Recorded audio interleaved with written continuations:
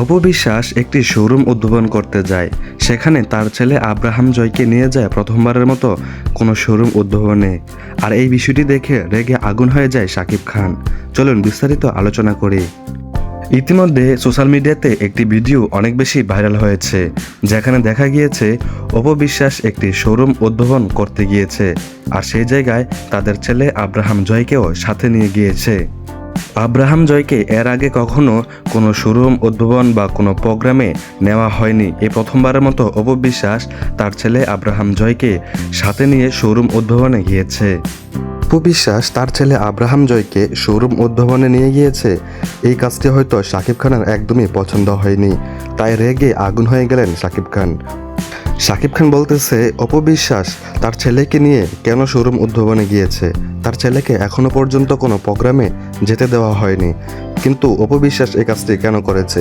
হয়তোবা শাকিব খানের চিন্তা ভাবনা হচ্ছে শাকিব খান তার ছেলেকে কোনো প্রোগ্রামে বা কোনো শোরুম উদ্বোধনে শাকিব খান তার সাথে করে নিয়ে যাবে প্রথমবার, কিন্তু অপু বিশ্বাস সবার আগে প্রথমবার তার ছেলেকে নিয়ে শোরুম উদ্বোধনে গিয়েছে।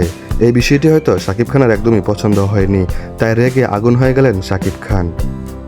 হয়তোবা শাকিব খান এটাও চান তার ছেলে সরাসরি সিনেমায় যুক্ত হোক, সরাসরি সিনেমাতে আসুক, এর আগে যেন কোনো প্রোগ্রামে কোনো উদ্বোধনে যেন না যায়। হয়তো এই কারণেও রেগে গিয়েছে শাকিব খান।